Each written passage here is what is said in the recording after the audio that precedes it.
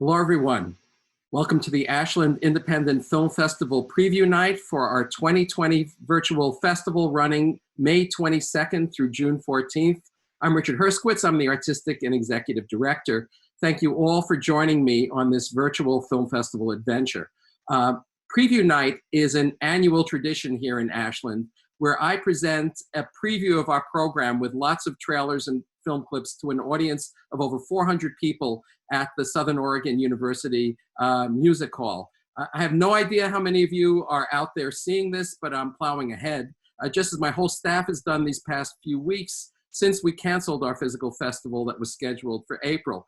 We were determined to show the works we had spent a year compiling, narrowing down close to 1,000 submissions to about 150 titles. I'm very grateful to Film Festival Flicks for providing the platform that is going to allow us to present 30 feature films and over 100 short films to our audience.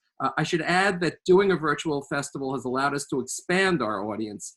All of our shorts programs, except for Kid Flicks, are available for viewing throughout the United States, and 20 of our 29 feature films are available nationally as well. Just 9 features are restricted to viewers in Oregon only.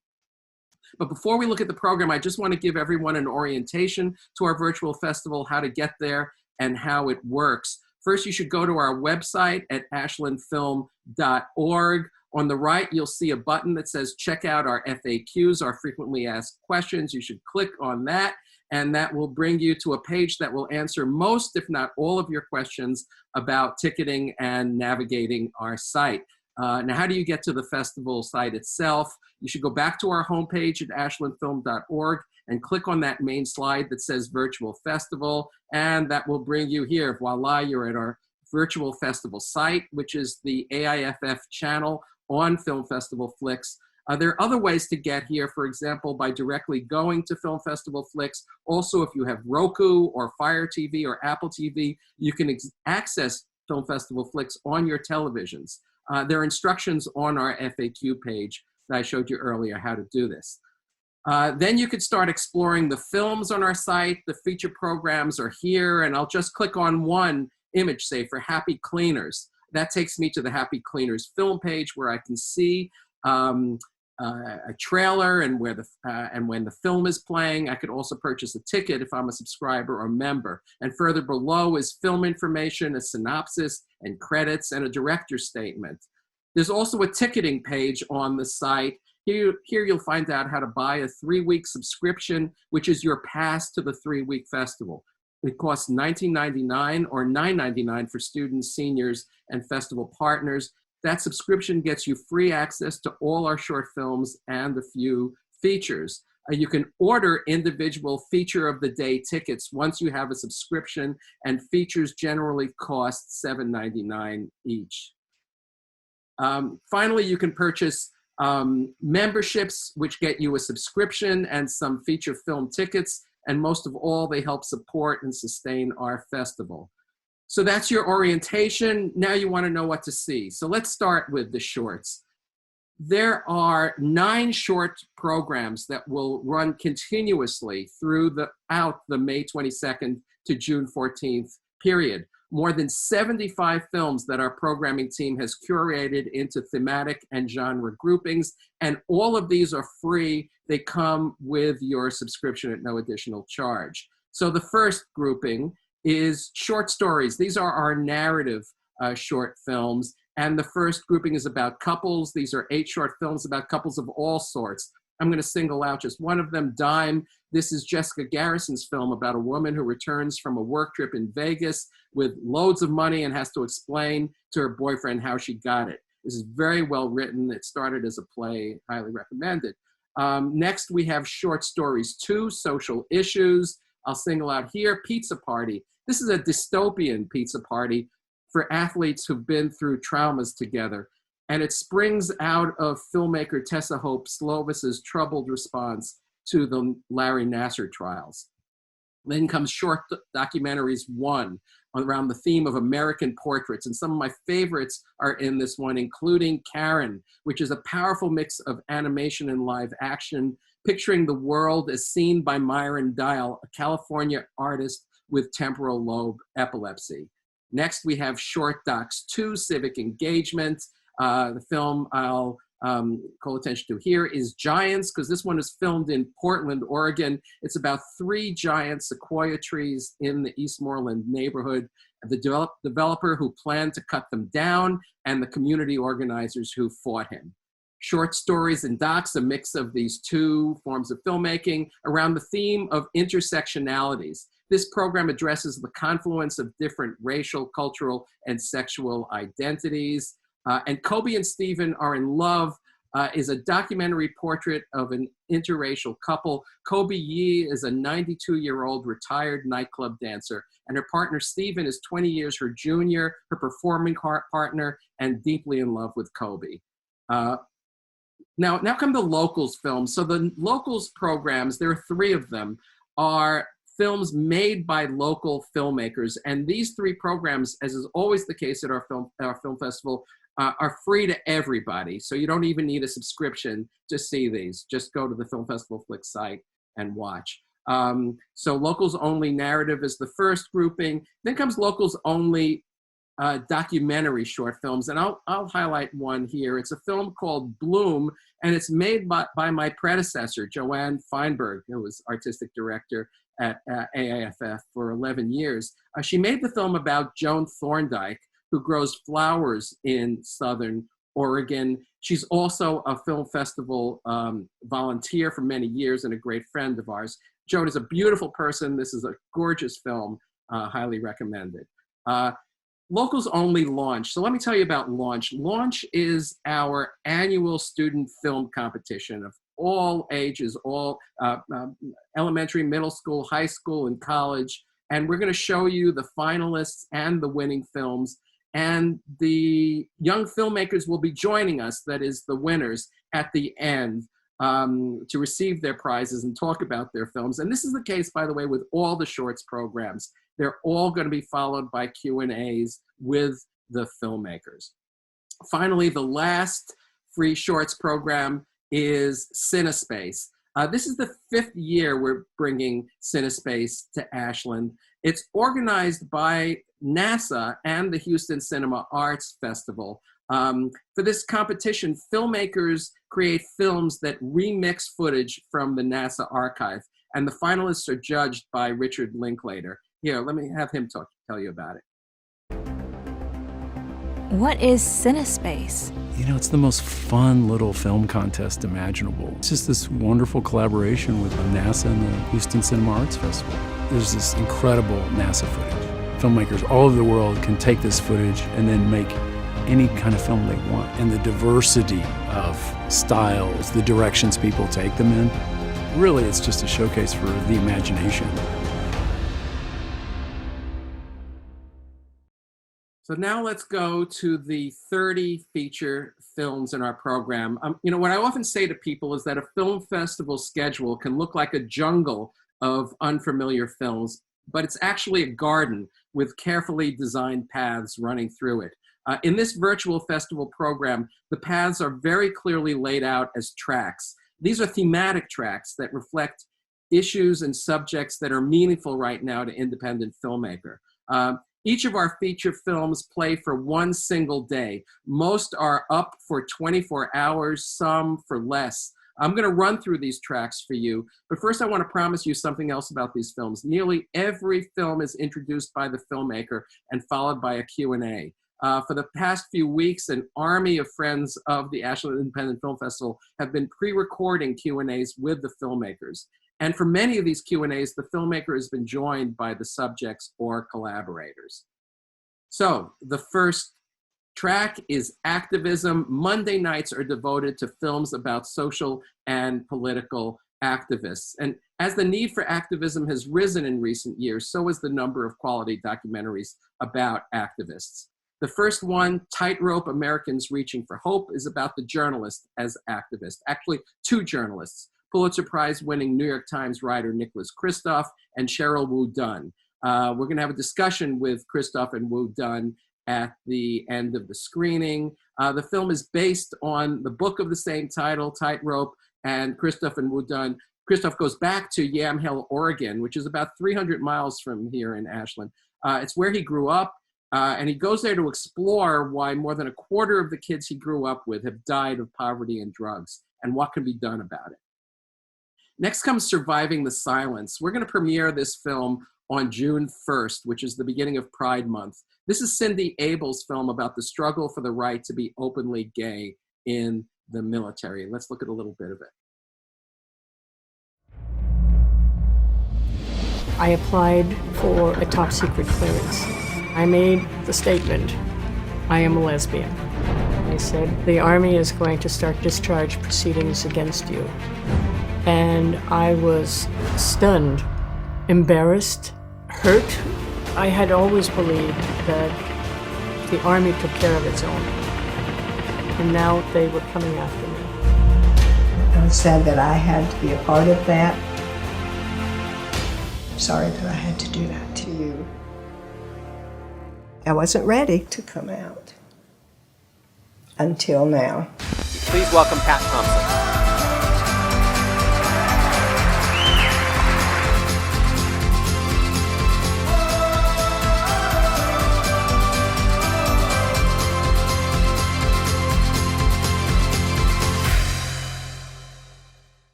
Then comes Bird Dog Nation, Sophie Sartain's inspiring film about suburban women who are activated by the 2016 election to get involved and run for office. The second track is Asian Americans, our theme for Tuesday night, and we're celebrating the rise of Asian American independent filmmaking. We were inspired by the launch of a groundbreaking 5-part PBS series in May called Asian Americans, produced by one of our awardees this year, who I'm going to talk about soon. The first film is Happy Cleaners, a powerful drama of intergenerational conflict in a Korean-American family. Then comes Down a Dark Stairwell, a complicated, rich documentary about the conflict of two communities of color, Asian American and African American, around the shooting of a black man by a Chinese American cop. And finally, Takeout Girl, one of the most energetic and fun interracial crime films I've had the pleasure to see. It's by a Guyanese-American filmmaker named Hisani Johnson. The film has an all-Asian hip-hop score and a Chinese-American lead actress, Hedy Wong, who's also a producer and a writer. Let's take a look at this clip to see Hedy in action. Oh, you're like really good at our business admin class, right? Something like that? Yeah, I was wondering if you, like, happen to have any of your notes from the class on you? I mean, you know, since you're leaving and stuff, I figured I could, you know, pay you for it. Alright. Yeah? Alrighty.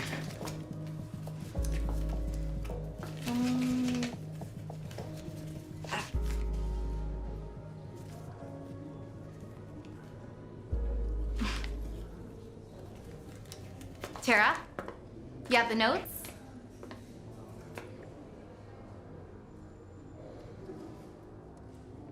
This is a game to you, ain't it, Becky?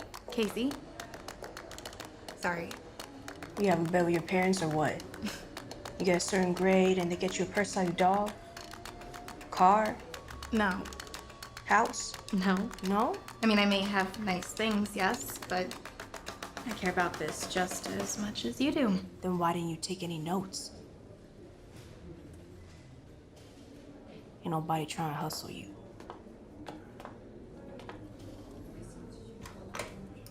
Good luck, Becky.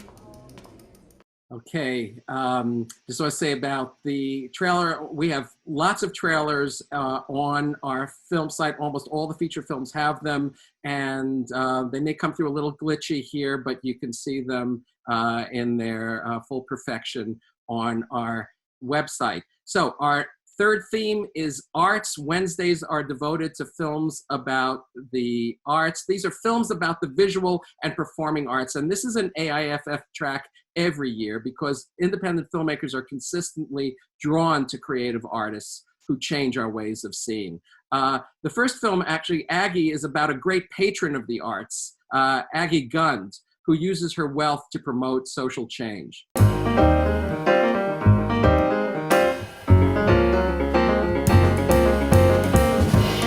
Aggie doesn't like to be praised in public.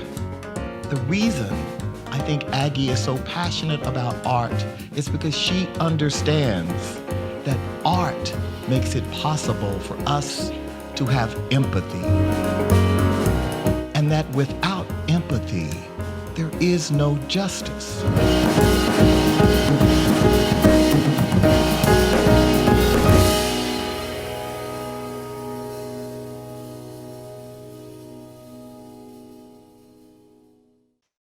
Okay, so we're going to look now at Queen of Hearts. This is a film by the veteran filmmaker Deborah Schaefer about the rebellious artist who's had a 40-year career and who controversially moved in the 70s from abstract expressionism to the less revered practice of photorealism. My Wild Heart, I love this film. It's a beautifully shot and edited portrait of an Iranian-American sculptor with a surprising history and filmed by his daughter. The next track is Migrations, to which we devote Thursday. These are films that grapple with African-American and African global migrations. This is a pressing subject and an inspiring one for filmmakers and visual artists. And I just want to point out that there is a media art exhibition at the Schneider Museum of Art that I had co-curated to go with the film festival called Migrating Bodies, and it has been postponed until August. I hope you will come to see it then, but now let's get to the films. This one, I can't tell you the title. It's a sneak preview of a Borderlands film by Kathy Lee Crane, and it's about a surprising annual ritual of exchange between Mexicans and Americans that takes place on the Mexican-American border. Also about Mexican migrations, the film Identifying Features. This film won the Audience Award for World Cinema Narrative Feature at Sundance, and it's about a Mexican son who attempts to cross the border into the US and the mother who searches for him when he disappears.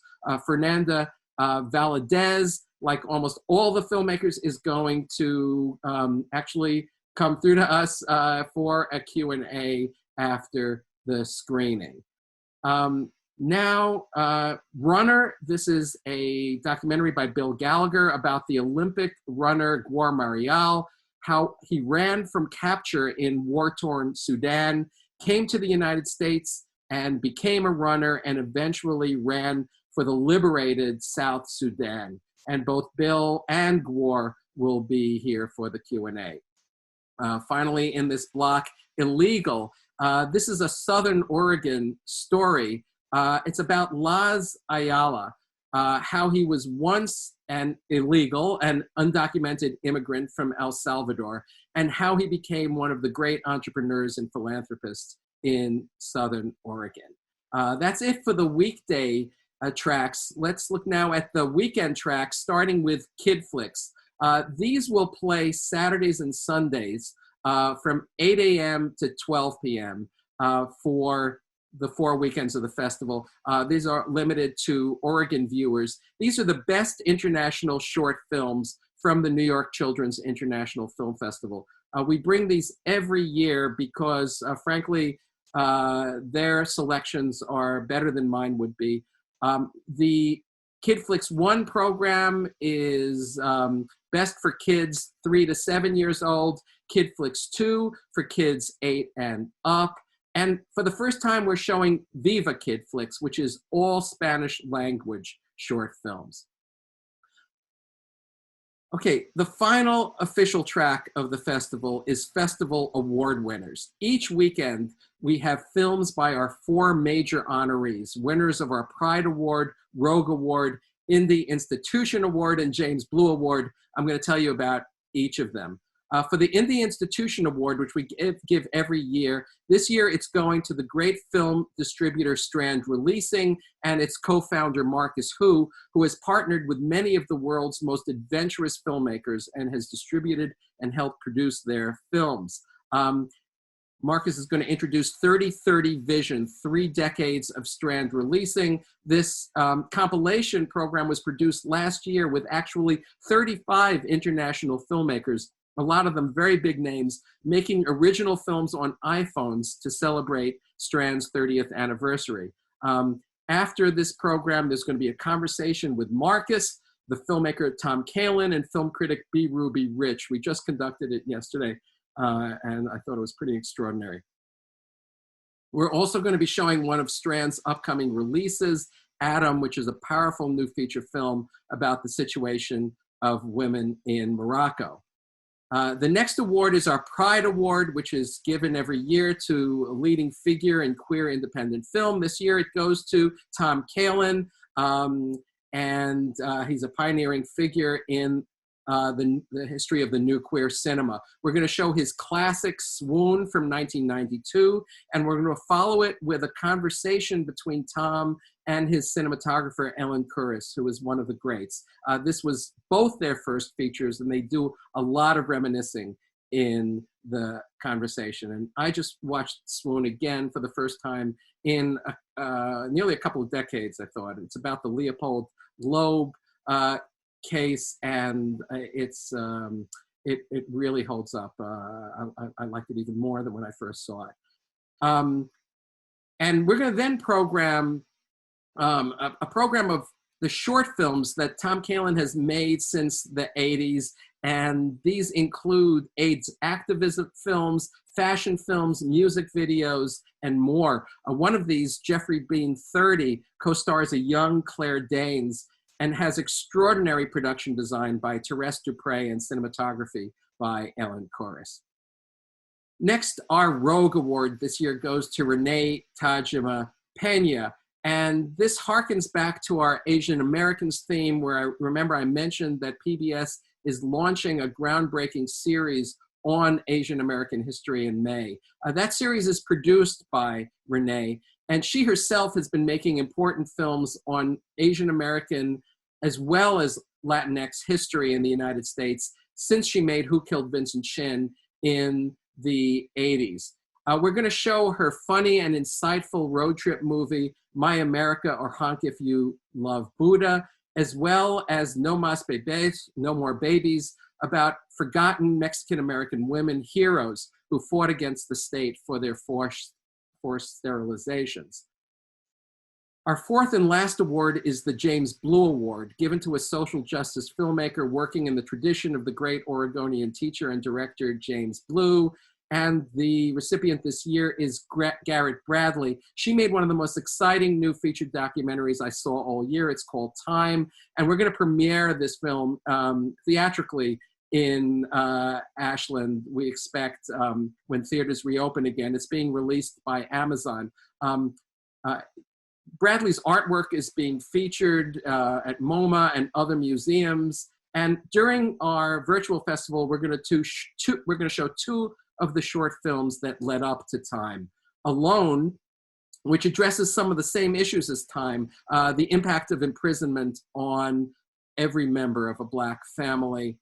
And then America, a 30-minute film that evokes the lost history of Black cinema since the silent era. Let's see if we can take a look.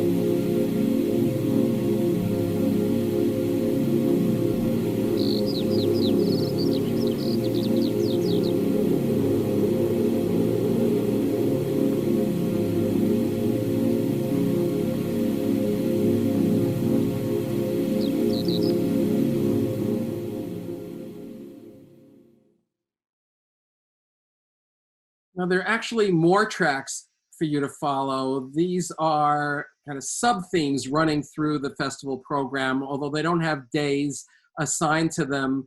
I'm going to just highlight a few, again, to help you navigate through the films in the program. The first is the environment track, and I'll mention the film Public Trust. It's about the history of public lands in the U.S., how once both Democrats and Republicans shared conservationist values until right-wing fury was turned against the federal government, and suddenly those public lands that the government was protecting went up for sale. The film is gorgeously shot and tells the story of Native American and other activists fighting the Trump administration to protect sacred sites on sacred lands. Then we have Seer and the Unseen.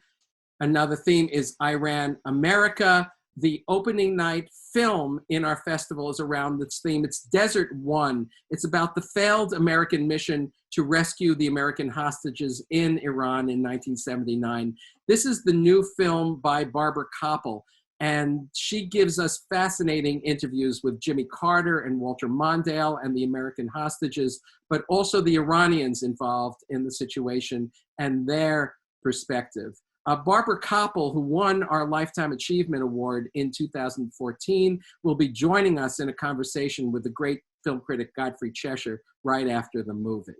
Coup 53 by Taghi Amirani rolls the history reel back before the Ayatollah and before the Shah of Iran to explore the American involvement in the overthrow of a democratic leader in Iran, Mossadegh. This film is absolutely illuminating about how we got to where we are today with Iran. And it was edited by the Academy Award-winning film editor, Walter Murch, who, as many of you know, edited Apocalypse Now and many other classics. He's going to join us for a Q&A with Taghi Amirani, moderated again by Godfrey Cheshire. Animals is another film theme. I wish I could talk to you more. I don't have time about all of them, but here just are some of them. There's Pigeon Kings, Pariah Dog by Jesse Alk, and Bessa, and Murmur, a film that won the top prize at Slamdance this year. Finally, I want to assure you that if you're a rebel, you can go completely track-free if you want to. There are several films that are not connected to themes that you'll find, and you don't even have to search too hard. I just want to pull out two that I really love. The Bit Player by Mark Levinson, who made Particle Fever. This is another science film, this time about the scientist Claude Shannon and how he's more responsible than probably anybody else for the digital environment we live in today. And then there's this very surreal, queer stoner narrative feature by Brandon Colvin that happens to be a favorite with my staff, called A Dim Valley. It's a narrative feature. And finally, 20th Century, which is distributed by Oscilloscope Films, will be coming out soon. It comes from Winnipeg, Canada, and if you're a cinephile, you know it's going to be strange. Let's take a look at it. Canadians, do more than is your duty. Expect less than is your right. Daniel Byrne stars as William Lyon Mackenzie King, Canada's greatest politician. By New Winter's Day, I will be Prime Minister of Canada. May the best man win. It's the flaming saga of a hesitating young man's rendezvous with destiny and the woman whose love would sweep him to immortal heights. Come, give your mother a kiss. And a world torn between tenderness and fury. A world for which there is no escape from the 20th century. I happen to believe that politics is about building a better world. A better world? There is no better world, Mr. King. Every minute of my life has been wasted. Like everything I've ever believed has been a monstrous lie. You are a puppet in a terrible game to destroy the future. I will have no choice but to formally charge you with crimes against national dignity. Please, Your Excellency, I'm begging you. I like it when you beg. Mother, give me strength. Beg me equal to this moment. Canadians, long have you smoldered in disappointment. The time has come to unleash your fury.